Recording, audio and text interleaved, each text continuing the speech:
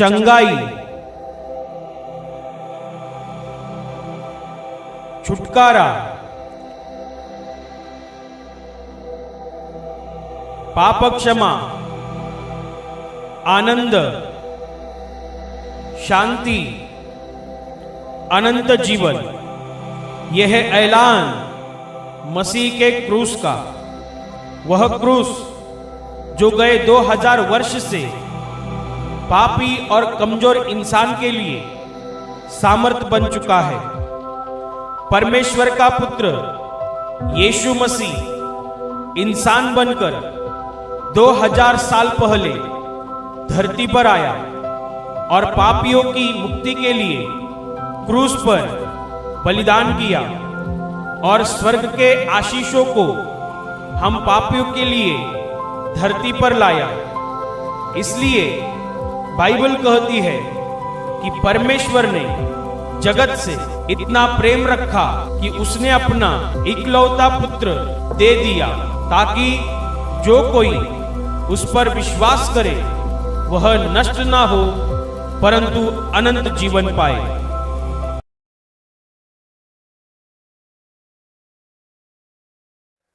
प्रेरित पौलुस की कुलुसियों के नाम पत्री अध्याय 1 वचन 12 मैं पढ़ रही हूं, ध्यान देकर सुनो। और पिता का धन्यवाद करते रहो जिसने हमें इस योग्य बनाया कि ज्योति में पवित्र लोगों के साथ मिरास में सहभागी हो। Hallelujah, hallelujah, hallelujah, hallelujah, hallelujah. वचन बता रहा है और पिता का अर्थात परमेश्वर पिता का धन्यवाद करते रहो कि उसने जिसने हमें इस योग्य बनाया है, उसने हमें इस लायक बनाया है कि हम ज्योति में यानी रोशनी में, प्रकाश में पवित्र लोगों के साथ मिरास के सहभागी बने। Hallelujah, hallelujah, hallelujah, hallelujah. मेरे प्यारे भाई और बहनों, बाइबल हमें सिखाती है कि हम सब पापी हैं और हम सब पापी होने के कारण हमारा जीवन अंधकार से भरा हुआ है। हम पाप की गहराई में इतने डूबे हुए थे जिसके कारण हमारा पूरा जीवन श्रापित बन चुका था। पाप की वजह से मनुष्य इस धरती पर तरह तरह की परेशानी, तरह तरह के दुख और बीमारी का सामना कर रहा था और पाप का सबसे भयानक नतीजा मरने के बाद हर पापी आत्मा को नरक में जाना पड़ता है, जहां पर अग्नि चलते रहता है और वहां जाने वाली सारी आत्माएं अनंत काल तक जलते रहती है, तड़पते रहती है और उनका दर्द, उनकी यातनाएं कभी भी खत्म नहीं होती है। Hallelujah, hallelujah, hallelujah. पर ये सब दुनिया में मनुष्यों की हालत बन चुकी थी, तभी परमेश्वर पिता ने दुनिया के ऊपर इतना प्यार किया, मनुष्य के ऊपर इतना प्यार किया कि उसने अपने इकलौते पुत्र को अर्थात प्रभु यीशु मसीह को धरती पर भेजा। यीशु मसीह परमेश्वर का इकलौता पुत्र इंसान बनकर धरती पर आया। उसने मनुष्यों के पापों का सारा बोझ खुद उठाया, मनुष्यों के पापों का सारा दंड अपने ऊपर लिया और उसने क्रूस पर खुद का बलिदान किया। ये उसका बलिदान पापी आत्माओं के लिए है और ये इसलिए उसने किया है कि जितनी सारी पापी आत्माएं उस पर विश्वास करेगी उन्हें पापों की क्षमा मिल जाएगी। यीशु ने क्रूस पर जो उसका महान और पवित्र लहू बहाया है, उस लहू में उनकी आत्माएं धर्मी बन जाएगी और ये सारी आत्माएं मरने के बाद स्वर्ग के अनंत जीवन में प्रवेश करेगी। हालेलुया। ये मरने के बाद अनंत जीवन में प्रवेश करेगी ताकि अनंत काल ये परमेश्वर के साथ स्वर्ग में रहेगी। Hallelujah, hallelujah.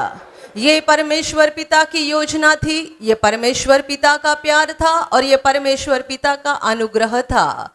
आज आप में से बहुत सारे लोग कई महीनों से या कई सालों से प्रार्थना में आ रहे हैं, आपने प्रभु यीशु को दिल में ग्रहण किया है, आपने यीशु पर विश्वास किया है, आपने पापों की क्षमा पाई है। और जितनों ने यीशु को अपने दिल में ग्रहण किया है, जितनों ने अपने पापों की क्षमा पाई है, उन सबों के नाम स्वर्ग के जीवन की किताब में लिखे गए हैं।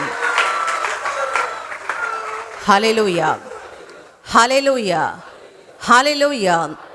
स्वर्ग का किताब जिसे बाइबल में जीवन का किताब कहा गया है, उस जीवन के किताब में उन आत्माओं के नाम लिखे गए हैं जो यीशु के लहू में साफ हो चुके हैं, शुद्ध बन चुके हैं, धर्मी बन चुके हैं और जो धरती का जीवन खत्म होने के बाद स्वर्ग के अनंत जीवन में पहुंचने वाले हैं। Hallelujah, hallelujah, hallelujah, hallelujah. ये सब हमें कैसे प्राप्त हो चुका है? एक ही कारण है, परमेश्वर पिता का प्यार, उसका अनुग्रह और उसकी दया के कारण। हम भले हैं या हमारे पास ऐसा कुछ है जिसके कारण हम स्वर्ग के अधिकारी बन चुके हैं, ऐसा नहीं है, बल्कि परमेश्वर पिता का अनुग्रह, उसकी दया और उसका प्यार है जिसके कारण हम स्वर्ग के वारिस बन चुके हैं। हालेलुया।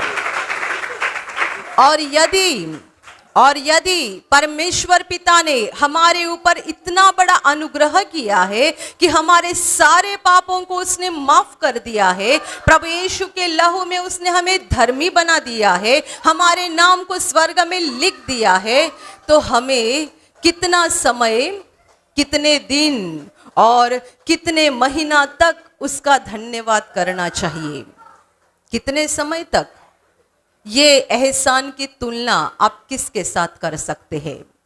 आप में ऐसे कोई लोग होंगे जिनको किसी ने तो नौकरी दिलाई है, आपको किसी ने नौकरी पे लगा दिया है, आप सालों साल बोलते रहते हैं इस व्यक्ति ने मेरे ऊपर बड़ा एहसान किया है क्योंकि उसने मुझे ये नौकरी दिलाई है। एक मनुष्य जो आपको नौकरी दिलाता है या आपको किसी धंधे में, बिजनेस में आपको कोई मदद करता है, तो आप जिंदगी भर बोलते रहते हैं कि इस व्यक्ति ने मेरे ऊपर बड़ा एहसान किया है क्योंकि उसके कारण मुझे नौकरी मिल गई, उसके कारण मेरा ये धंधा अच्छे से चल रहा है, उसके कारण मेरा इतना भला हो गया है। एक मनुष्य का एहसान आप जिंदगी भर याद रखते हैं और आप बोलते रहते हैं, तो जिस परमेश्वर ने आपके ऊपर इतना बड़ा एहसान किया है कि आप पापी होकर भी यीशु के लहू में उसने आपके पापों को क्षमा कर दी है, आप पापी होकर भी प्रभु यीशु के लहू में उसने आपको धर्मी बना दिया है, और आप पापी होकर भी उसने पवित्र स्वर्ग का दरवाजा आपके लिए खोल दिया है, और आप पापी होकर भी उसने जीवन के किताब में आपके नाम को लिख दिया है। उस परमेश्वर पिता का एहसान क्या आप किसी के साथ उसकी गिनती कर सकते हैं? Hallelujah, hallelujah. उसका एहसान कितना बड़ा है, उसका अनुग्रह कितना बड़ा है, उसकी दया कितनी बड़ी है, हम उसे किसी के भी साथ नाप नहीं सकते हैं, हम इसे किसी के भी साथ गिनती नहीं कर सकते हैं। और इसीलिए वचन कहता है कि तुम उस महान पिता का धन्यवाद करते रहो। और यही बात नए नियम में बहुत बार बताई गई है कि तुम परमेश्वर का धन्यवाद करते जाओ, हमेशा, हर हालत में, हर स्थिति में तुम परमेश्वर का धन्यवाद करते जाओ, क्योंकि उसने तुम्हारे ऊपर सबसे बड़े एहसान किए हैं, इतने बड़े एहसान कि जिनको तुम किसी के भी एहसानों के साथ नाप नहीं सकते हैं। Hallelujah, hallelujah, hallelujah. पर दुर्भाग्य की बात यह है कि हम मनुष्यों के बारे में बहुत कुछ बोलते हैं, परमेश्वर के बारे में बोलने के लिए हमें शर्म लगती है। परमेश्वर के बारे में बोलने के लिए या तो हमें शर्म लगती है या तो हम कंटाला करते हैं परमेश्वर के बारे में बोलने के लिए। देखो, यहाँ जब भी स्तुति आराधना शुरू होती है या गाना शुरू होता है, कुछ कुछ लोगों को नींद लगती है, प्रवचन के समय भी नींद लगती है, पर मैं आपको जगाऊंगी, सोने नहीं दूंगी। पर गाना के समय, स्तुति आराधना के समय भी कई लोग सो जाते हैं। यदि आपके सामने यहाँ पे एक बड़ा टीवी रखा गया और एक मस्त सिनेमा चल रहा है, क्या आप सोएंगे? बताओ। आवाज नहीं निकल रही ना? क्योंकि आप नहीं सोएंगे, मुझे मालूम है। आपके सामने यदि यहाँ एक बड़ा पर्दा रखा गया और प्रोजेक्टर से आपको एक सिनेमा, दुनिया का कोई तो सिनेमा दिखाया जा रहा है, एक भी नहीं सोएगा। जो नाइट ड्यूटी करके आ गया है वो भी बड़ी आंख करके देखते रहेगा, पूरी रात सोया नहीं होगा। पर सिनेमा देखने के लिए आंखें और बड़ी बन जाती है, जो हमारी नॉर्मल साइज है ना उससे भी बड़ी बन जाती है। कुछ कुछ लोग सिनेमा देखते समय ना दाहिने और देखते ना बाएं और देखते, जैसे कि उनकी आंखें वहां लॉक हो चुकी है, बिना चाबी ये खुलेगे नहीं। Hallelujah, hallelujah, hallelujah.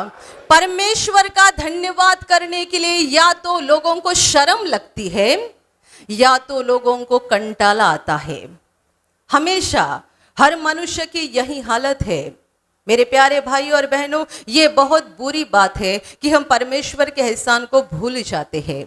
हम परमेश्वर की बातों को समझ नहीं पाते हैं। हम परमेश्वर की बात कितनी महत्वपूर्ण है और वो हमारे ऊपर कितना प्यार करता है हम देख नहीं सकते हैं।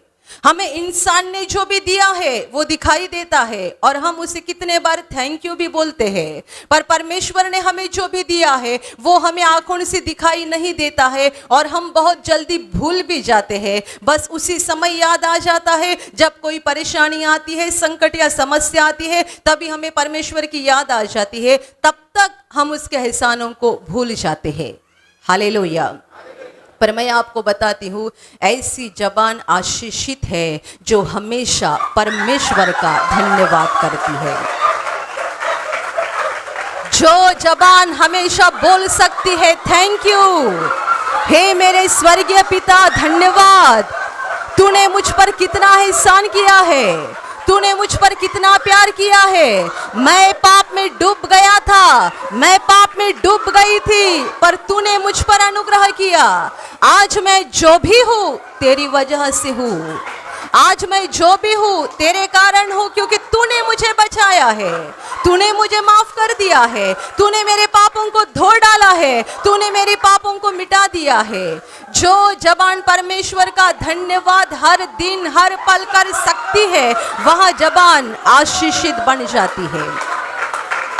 Hallelujah, hallelujah, hallelujah, hallelujah. परमेश्वर हमसे बहुत ज्यादा बातें नहीं चाहता है। कुछ कुछ लोगों को लगता है कि परमेश्वर के वचन के अनुसार चलना कठिन बात है। मेरे प्यारे भाई और बहनों, बिल्कुल कठिन बात नहीं है। यूहन्ना ने तो अपनी पत्री में ऐसा लिखा है कि उसकी आज्ञाएं कठिन है नहीं।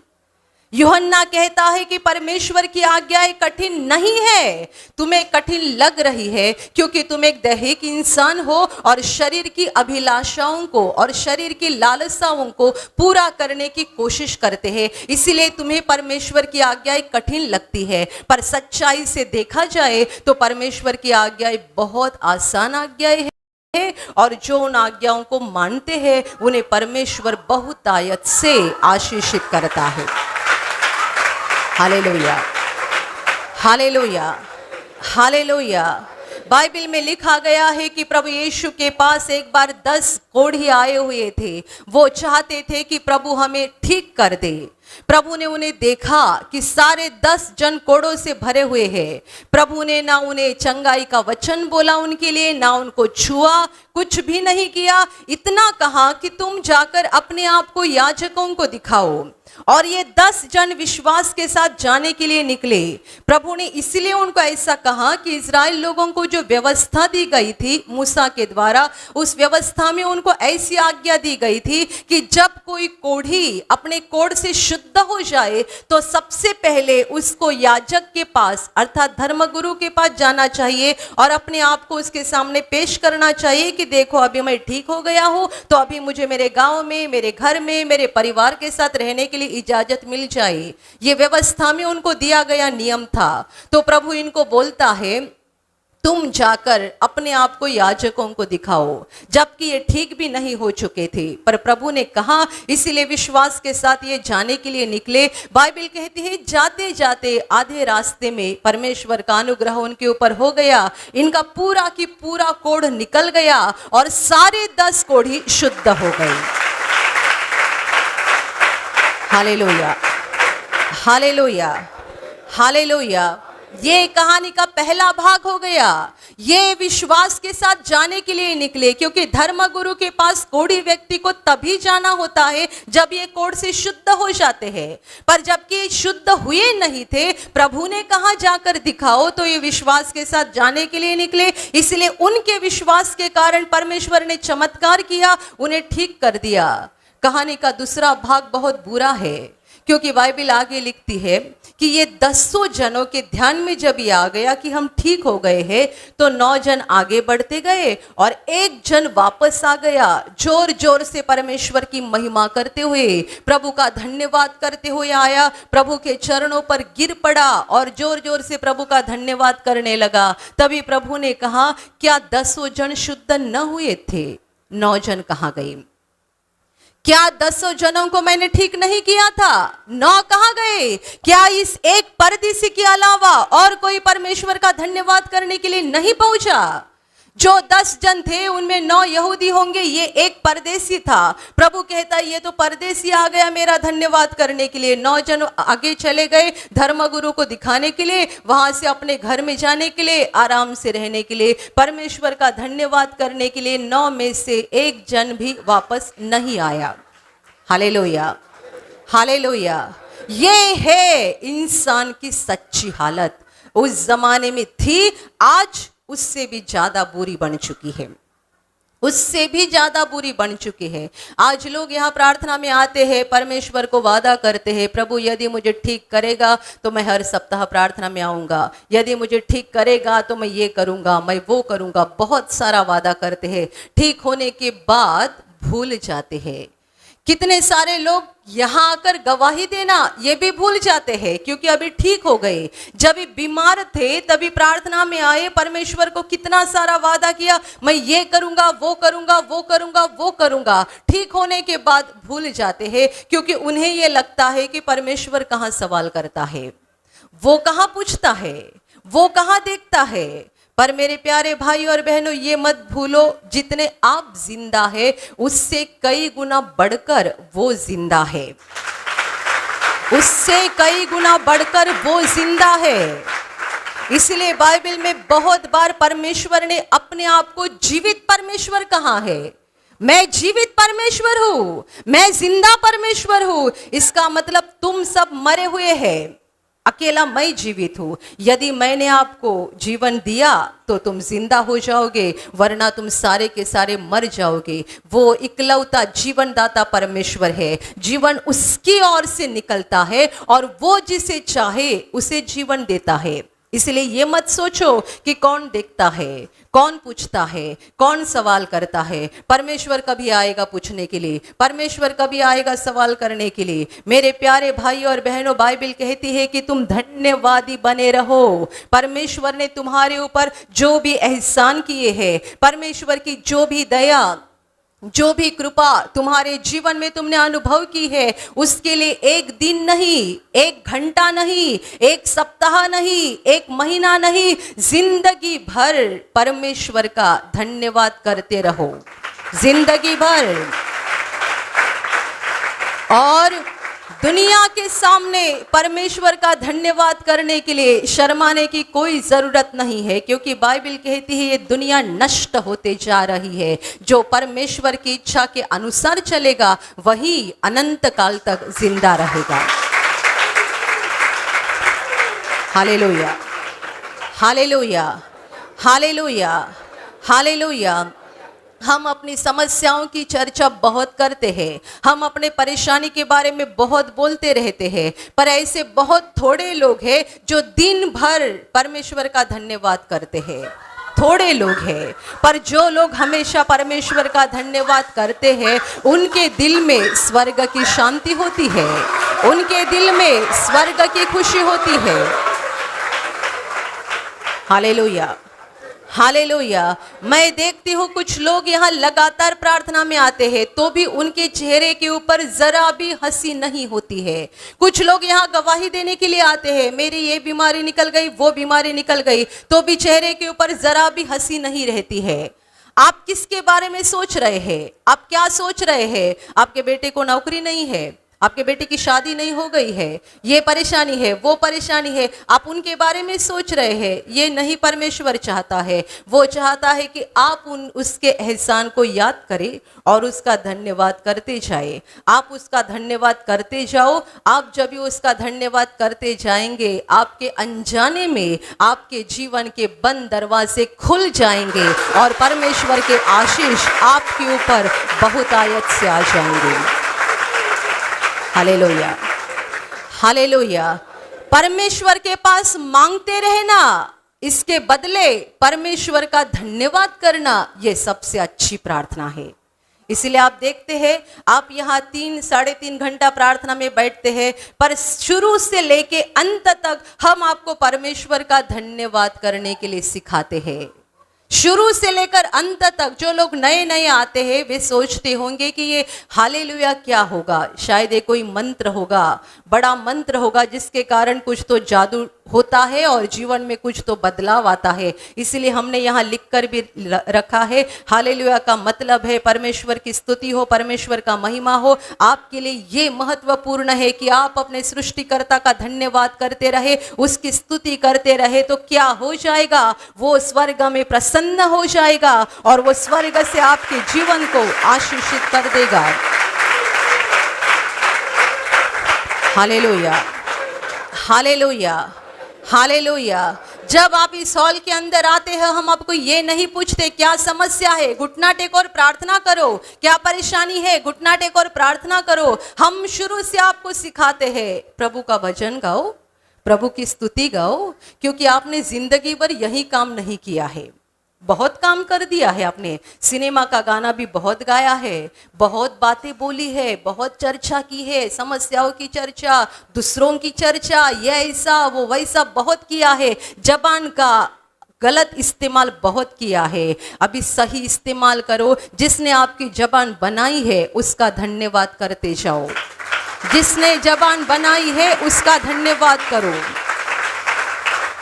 यहाँ आज तक कितने सारे लोगों ने गवाही दी है कि हाथ में कुछ तो परेशानी थी या कुछ बीमारी थी हाथ को, और जब यहाँ से बताया गया कि तालियां बजाकर परमेश्वर का धन्यवाद करो, तब ये तालियां बजाने लगे। शुरू में दर्द के कारण नहीं हो रहा था, पर कैसा तैसा करके करने लगे, तालियां बजाने लगे, और जैसे जैसे तालियां बजाने लगे हाथ का दर्द अचानक गायब हो गया, अनजाने में गायब हो गया। पता भी नहीं चला कि हाथ का दर्द कभी गया। क्या आपने ऐसी गवाहियों के ऊपर कभी सोचा है कि ऐसा क्यों होता है? जो लोग तालियां बजाते हैं परमेश्वर की स्तुति करने के लिए, परमेश्वर का धन्यवाद करने के लिए, तालियां बजाते समय उनके हाथ को चंगाई क्यों मिलती है?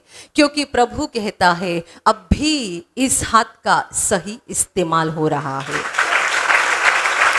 अब भी ये हाथ सही काम के लिए काम आ रहे हैं, सही इस्तेमाल। Hallelujah, hallelujah, hallelujah. जिसने हमें हाथ दिए हैं, क्या इन हाथों का उपयोग हमने परमेश्वर की महिमा के लिए किया है?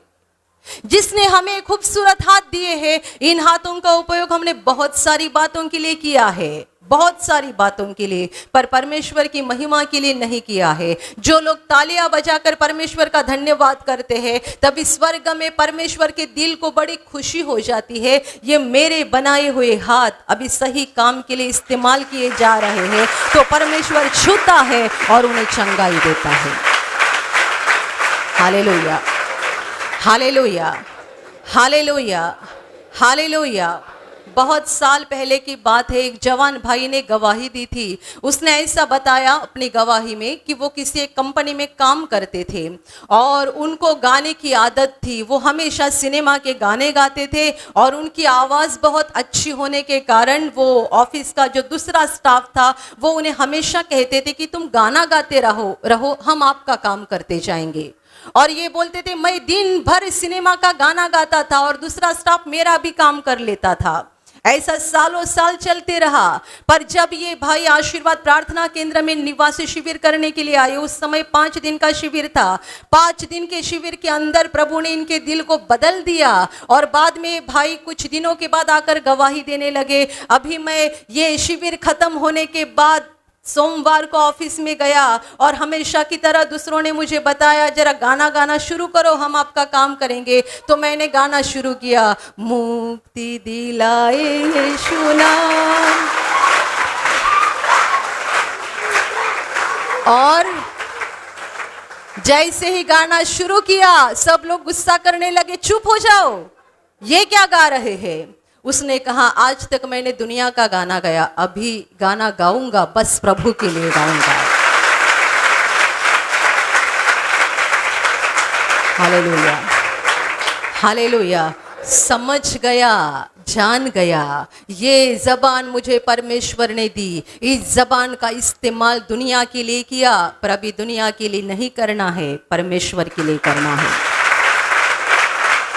Hallelujah, hallelujah, hallelujah. मेरे प्यारे भाई और बहनों, परमेश्वर के हमारे ऊपर बहुत एहसान है, बहुत एहसान। और इन सबसे बढ़कर एहसान ये है कि उसने अपने इकलौते पुत्र को यीशु को धरती पर भेजा। यीशु ने हमारे लिए क्रूस पर बलिदान किया और यीशु के बलिदान के द्वारा हम पापियों के लिए स्वर्ग का दरवाजा खुला गया। हम पापी इंसान है, हम में से कोई भी स्वर्ग में जाने के लायक नहीं है। हम कितने पाप करते हैं गिनती नहीं हो सकती। हमारे दिमाग के द्वारा, हमारी आंखों के द्वारा, हमारे बोलने के द्वारा, हमारे कामों के द्वारा हम कितने सारे पाप करते हैं जिनकी गिनती होना भी असंभव है। पर ये सारे पापों को परमेश्वर हमें माफ करता है जब हम यीशु पर विश्वास करते हैं, यीशु को अपने दिल में प्रभु और मुक्तिदाता के रूप में ग्रहण करते हैं, अपने पापों का पश्चाताप करते हैं, तब परमेश्वर पिता स्वर्ग से हमारे ऊपर अनुग्रह करता है, जिंदगी के सारे पापों को माफ करता है, हमारे लिए पवित्र स्वर्ग का दरवाजा खोल देता है। यह कितना बड़ा एहसान है, कितना बड़ा एहसान। उसी ने हमें ये शरीर दिया है, ये हाथ उसी ने दिए, ये आंखें उसी ने दी है, ये पूरा शरीर उसी ने बनाया है, ये जीवन उसी ने दिया है। और इन सब से बढ़कर उसका एहसान ये है कि हमें पापों से बचाने के लिए उसने अपने इकलौते पुत्र को धरती पर भेजा। मेरे प्यारे भाई और बहनों, परमेश्वर के ऊपर देखो, उसके प्यार के ऊपर देखो। आपके जीवन में जिस चीज की कमी है या आपके जीवन में जो परेशानी या संकट है उसके ऊपर मत देखो। शैतान आपको इस बात के लिए मजबूर करता है कि आप परेशानी के ऊपर देखते रहे। तुम्हारे जीवन में ये नहीं है, वो नहीं है, तुम्हारे पास ये चीज की कमी है, वो चीज की कमी है, तुम्हारे जीवन में ये संकट है, वो संकट है, और शैतान बोलते रहता है, हम उनके ऊपर देखते रहते हैं। पर मेरे प्यारे भाई और बहनों, हमें उन बातों के ऊपर नहीं देखना है कि हमारे जीवन में क्या कमी है या क्या परेशानी है। हमें परमेश्वर के प्यार और एहसान के ऊपर देखना है। इसीलिए बाइबल में एक सुंदर घटना लिखी हुई है। प्रभु यीशु के 2 चेले पौलुस और सीलास दोनों को बंदी गृह में डाला गया था। ये दोनों प्रभु यीशु के नाम का प्रचार करते थे और प्रचार करते समय उनके हाथ से एक बहुत बड़ा मशहूर चमत्कार हो गया। और ये चमत्कार इतना मशहूर था कि उसके कारण बहुत सारे लोग प्रभु यीशु पर विश्वास करने लगे। इसलिए लोगों के अधिकारियों को गुस्सा गया और अधिकारियों ने ये दोनों चेलों को पकड़कर जेल में डाल दिया। बाइबल कहती है आधी रात का समय था, पौलुस और सीला दोनों बंदी गृह में थे, उनके साथ और भी बहुत सारे कैदी थे। और आधी रात का समय था, तभी ये दोनों बंदी गृह में क्या कर रहे थे? ये गाना गा रहे थे, परमेश्वर का भजन गा रहे थे और परमेश्वर की स्तुति कर रहे थे। बाकी कैदी इनकी ओर देख रहे थे, मन में सोचते होंगे कैसे पागल लोग हैं। परमेश्वर का नाम बाहर बोल रहे थे, इसीलिए अंदर आ गए, और अभी अंदर आने पर भी भजन गा रहे हैं, तालियां बजा रहे हैं, परमेश्वर की स्तुति कर रहे हैं।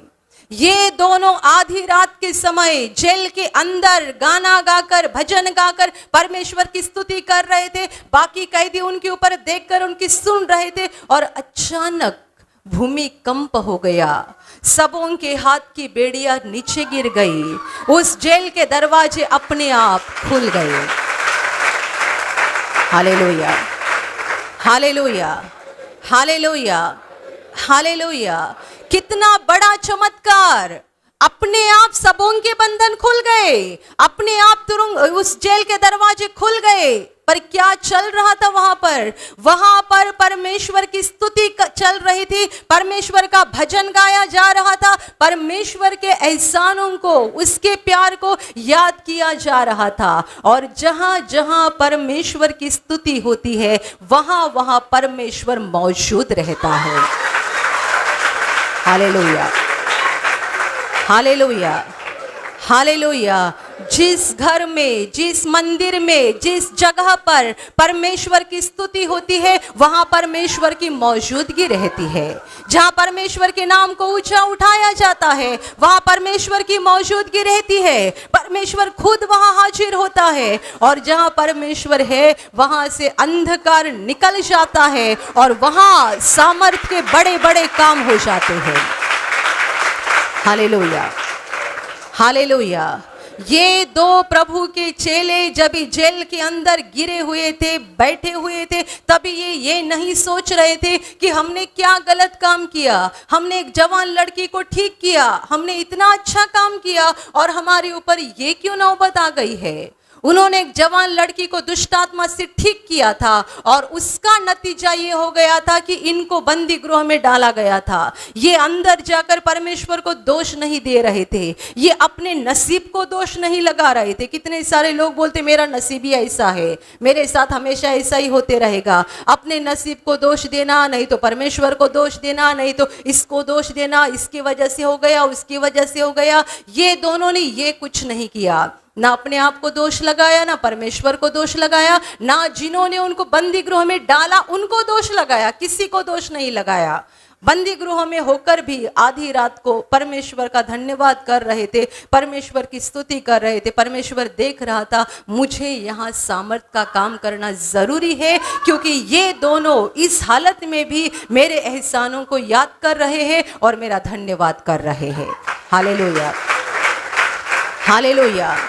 इसीलिए मैं आपको कहती हूँ कि जब कभी आपके जीवन में कितना भी बड़ा संकट या कितनी भी बड़ी मुसीबत आ जाए और शैतान आपको बोलता है कि देख परमेश्वर ने तेरे साथ ये बुरा काम किया है, वो बुरा काम किया है, तेरे जीवन में कुछ भी नहीं ठीक हो गया है, ये नहीं है, वो नहीं है, बहुत सारी बातें शैतान आपके कानों में बोलते रहता है, तब आपको उसकी ओर नहीं देखना है, आपको उसकी बात को नहीं सुनना है, बल्कि परमेश्वर ने जो आपको दिया है उसके ऊपर देखना है। परमेश्वर का एहसान, उसका प्यार, उसके ऊपर देखो। सबसे बड़ी बात, उसने आपको मुक्ति दी है, यानी पापों की क्षमा दी है, आपको अनंत जीवन दिया है। इस एहसान पर देखो और परमेश्वर का धन्यवाद करो। बाइबल कहती है हर हालत में परमेश्वर का धन्यवाद करो। हर हालत का मतलब यह है कि आप खुश है, हंसते हैं, तभी भी प्रभु का धन्यवाद करो। जब आप नाराज है, जब आप दुखी है, जब आपका दिल दर्द से भरा हुआ है, तब भी बोलो धन्यवाद प्रभु, कितना प्यार तूने मुझ पर किया है, तूने मेरे साथ जो भी किया है अच्छा किया है, तूने मेरा सब कुछ भला किया है। हर हालत में परमेश्वर का धन्यवाद करते जाओ, परमेश्वर के एहसानों को हमेशा याद करते रहो, ताकि परमेश्वर आपके ऊपर प्रसन्न हो जाएगा, शैतान की आत्माएं भाग जाएगी और परमेश्वर आपका जीवन आशीषों से भर देगा। हालेलुया। और अभी मैं आपके लिए प्रार्थना करने जा रही हूँ। आपके शरीर के जिस भाग पर बीमारी है, पूरे विश्वास के साथ वहाँ पर हाथ रखो, और यदि वहाँ हाथ नहीं रख सकते हैं तो अपने सीने पे हाथ रखो। पूरा विश्वास करो कि प्रभु यीशु अभी आपको छूकर ठीक करेगा, प्रभु यीशु अभी आपको छूकर आपके जीवन में अद्भुत काम करेगा। आपके शरीर में से हर बीमारी प्रभु यीशु के पवित्र नाम से इसी क्षण निकल जाए। आपके जीवन का सारा दुख प्रभु यीशु के नाम से इसी क्षण निकल जाए। आपके जीवन में काम करने वाली सारी अंधकार की शक्ति प्रभु यीशु के नाम से आपके जीवन से निकल जाए। सारे शैतान के बंधन आपके जीवन से टूट जाए। हर दुष्टात्मा को प्रभु यीशु के नाम से मैं आज्ञा दे रही हूँ, इसी क्षण इन्हें छोड़कर निकल जाओ और वापस उनमें नहीं आना। आपका जीवन परमेश्वर के आशीषों से भर जाए। स्वर्ग की शांति और स्वर्ग की खुशी पवित्र आत्मा आपके दिल में भर दे। आमीन।